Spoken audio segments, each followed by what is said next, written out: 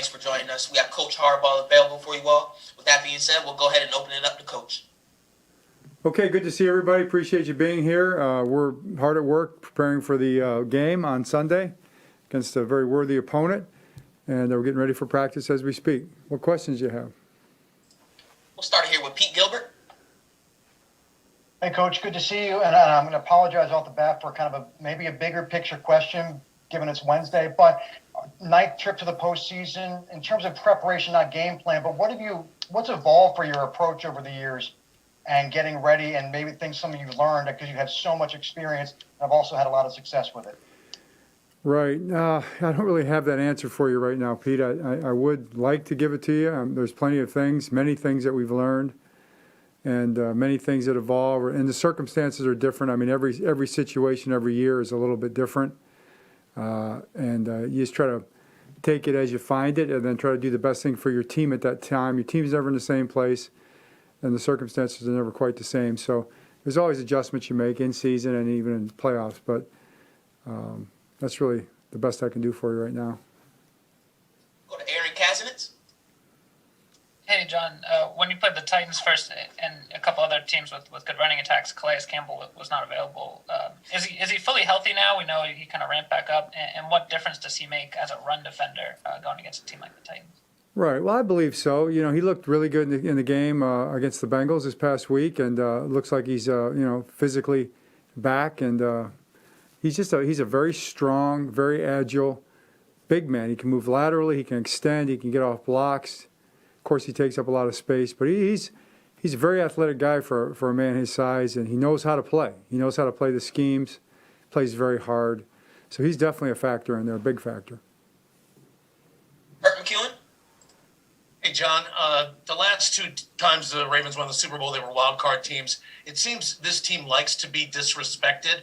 Last year, coming in as a number 1 seed didn't suit so well. Do you think coming in as a number 5 seed suits this team a little bit, feeling a little disrespected? I didn't know that we were being disrespected or whatever, but in terms of pundits or anything like that, really haven't looked at any of that. But I think we're just trying to play the best football game we can play from one week to the next. You know, we're trying to play our best football as best we can. I do think the adversity, the challenges that we faced, you know, I've mentioned that, Kirk. I do think that those things have helped to forge us quite a bit and have gotten us to this point, and we'll just see where it takes us going from here. Go to Dave Ginsburg. Hey, John, do you get the feeling that this is a very important game for Lamar? I mean, he's talked previously about being 0-2 in the playoffs, and now he's got a shot to rectify that situation. Well, I mean, every game's important. You know, you get a chance to play in the National Football League, so from an importance standpoint, they're all important for guys who play. Our coach. The playoff game even more so. I mean, they're always going to be big. You know, playoff games are big. They're opportunities. And it takes a lot to get to the playoffs. It takes a whole year worth of work to get back to the same spot. So that's not lost on anybody. No different for Lamar really than anybody else in that sense. Go to Mark Viviano. Hey, John, two-part question. Has the league handed down any different rules with protocols, any added emphasis? And second part of that, through this year, how have you learned to compartmentalize concerns about those peripheral COVID things while trying to coach a football team? Right. Great questions, Mark. You know, they came out with a list of the playoff protocols, or I'm not sure how they termed it exactly, but it was pretty consistent with what we'd been doing before, and we had already been pretty advanced. We kept all the high-level protocols in that we had during our situation back about a month ago, so we didn't back off of any of that stuff. So we're doing as much as you can possibly do, really, beyond what we're required to do in terms of that. You know, we haven't been in the building.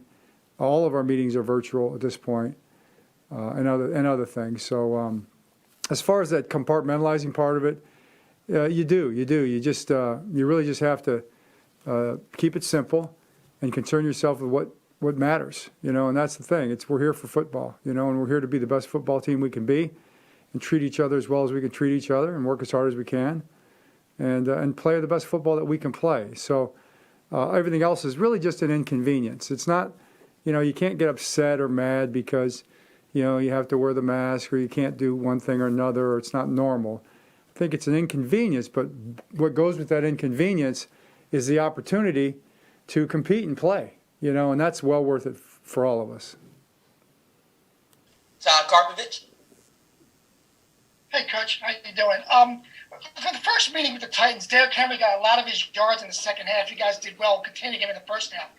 How key now going into the playoffs, you got that nice rotational defensive line where the rookies are making an impact and you can keep some fresh bodies there in the second half.